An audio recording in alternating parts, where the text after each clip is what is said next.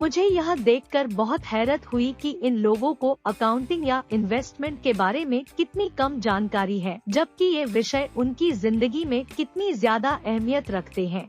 मेरे मन में यह सवाल भी उठ रहा था कि वे असल जिंदगी में अपने पैसे घेले के कारोबार को कैसे संभालते होंगे।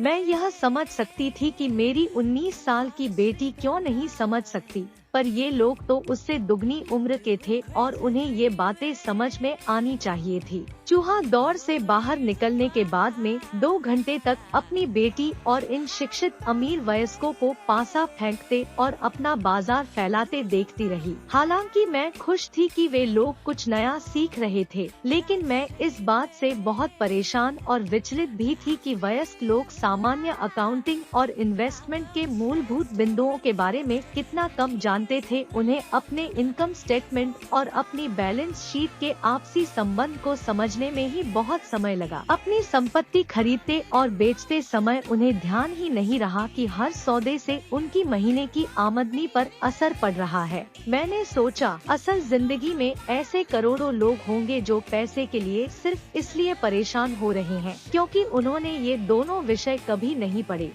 मैंने मन में सोचा, भगवान का शुक्र है कि हमें मजा आ रहा है और हमारा लक्ष्य खेल में जीतना है। जब खेल खत्म हो गया तो रॉबर्ट ने हमें 15 मिनट तक कैश फ्लो पर चर्चा करने और इसकी समीक्षा करने के लिए कहा। मेरी टेबल पर बैठा व्यवसायी खुश नहीं था, उसे खेल पसंद नहीं आया था। मुझे यह सब जानने की कोई जरूरत नहीं है, उसने जोर से कहा। मेरे पास इन सब के लिए अकाउंटेंट, बैंकर और वकील है जिन्हें यह सब मालूम है। रॉबर्ट का जवाब था, आपने गौर किया है कि ऐसे बहुत से अकाउंटेंट हैं जो अमीर नहीं हैं, और यही हाल बैंकर्स, वकीलों, स्टॉक ब्रोकर्स और रियल एस्टेट ब्रोकर्स का भी है। वे बहुत कुछ जानते हैं और प्राय वे लोग स्मार्ट होते हैं, परंतु उनमें से ज्यादातर अमीर नहीं होते। चूँकि हमारे स्कूल हमें वह सब नहीं सिखाते जो अमीर लोग जानते हैं, इसलिए हम इन लोगों से सलाह लेते हैं। परंतु एक दिन जब आप किसी हाईवे पर कार से जाते हैं, आप बाहर निकलने के लिए छटपटाते हैं। जब आप अपनी दाईं तरफ देखते हैं तो वहां आप देखते हैं कि आपका अकाउंटेंट भी उसी ट्रैफिक जाम में फंसा हुआ है। फिर आप अपनी बाईं तरफ देखते हैं और आपको वहां अपना बैंकर भी उसी हाल में नजर आता है। इससे आपको हालात का अंदाजा हो जाएगा। कंप्यूटर प्रोग्रामर भी इस खेल से प्रभावित नहीं हुआ था। यह सीखने के लिए मैं सॉफ्टवेयर खरीद सकता हूँ, बैंकर जरूर प्रभावित हुआ था। मैंने स्कूल में अकाउंटिंग सीखी थी, परंतु मैं अब तक यह नहीं समझ पाया था कि इसे असल जिंदगी में किस तरह काम में लाया जाए। अब मैं समझ गया हूँ। मुझे चूहा दौड़ से बाहर निकलने के लिए खुद को तैयार करने की जरूरत है। परंतु मेरी पुत्री के विचारों से मैं सबसे ज्यादा रोमांचित हुई। उसने कहा, मुझे सीखने में बड़ा मजा आया। मैंने इस बारे में बहुत कुछ सीखा कि पैसा असली में किस तरह काम करता है और इसका निवेश किस तरह करना चाहिए। फिर उसने आगे कहा, अब मैं जानती हूँ कि मैं अपने काम करने के लिए किस तरह का व्यवसाय चुनूं, और यह व्यवसाय चुनने का कारण नौकरी की सुरक्षा, उससे मिलने वाले फायदा या तनख्वाह नहीं होंगे।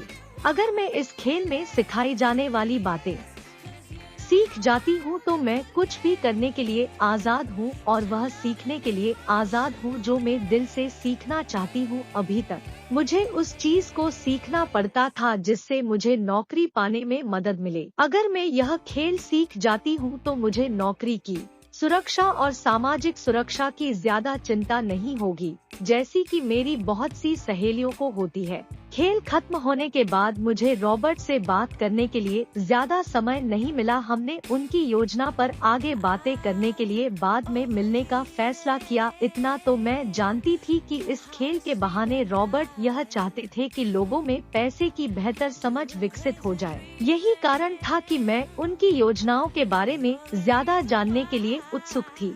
मेरे पति और मैंने रॉबर्ट और उनकी पत्नी के साथ अगले हफ्ते डिनर मीटिंग रख ली। हालांकि यह हमारा पहला सामाजिक मेलजोल था, फिर भी हमें ऐसा महसूस हो रहा था जैसे हम एक दूसरे को बरसों से जानते हों। हमने पाया कि हमें बहुत सी बातें एक जैसी हैं।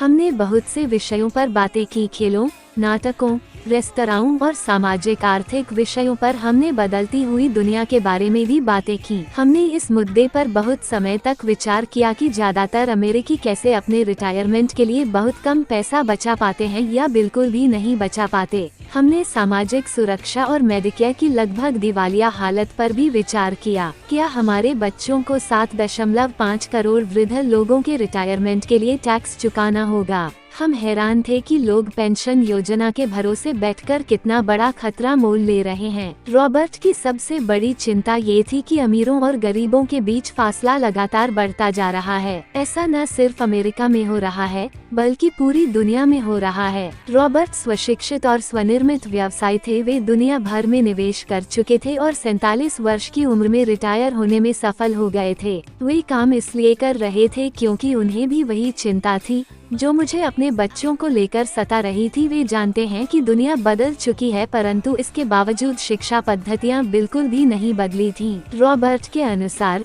बच्चे सालों तक दकियानुसी शिक्षा पद्धति में अपना समय गुजारते हैं और ऐसे विषय पढ़ते हैं जो उनके जीवन में कभी भी कहीं भी काम नहीं आने वाले हैं, और वे ऐसी दुनिया के लिए तैयारी करते हैं जिसका अब नामो निशान भी नहीं बचा है। आज आप किसी भी बच्चे को जो सबसे खतरनाक सलाह दे सकते हैं वो ये है, स्कूल जाओ, अच्छे नंबर लाओ और कोई सुरक्षित नौकरी ढूंढो। उन्होंने कहा, ये पुरानी सलाह है और यह खराब सलाह है। अगर आप ये देख सकते हैं कि एशिया, यूरोप, दक्षिण अमेरिका में क्या हो रहा है तो आप भी उतनी ही चिंतित होंगी जितना कि मैं। रॉबर्ट के अनुसार यह बुरी सलाह है क्योंकि अगर आप चाहते हैं कि आपके बच्चे का भविष्य आर्थिक रूप से सुरक्षित हो तो आप पुराने नियमों के सहारे नए खेल को नहीं खेल सकते।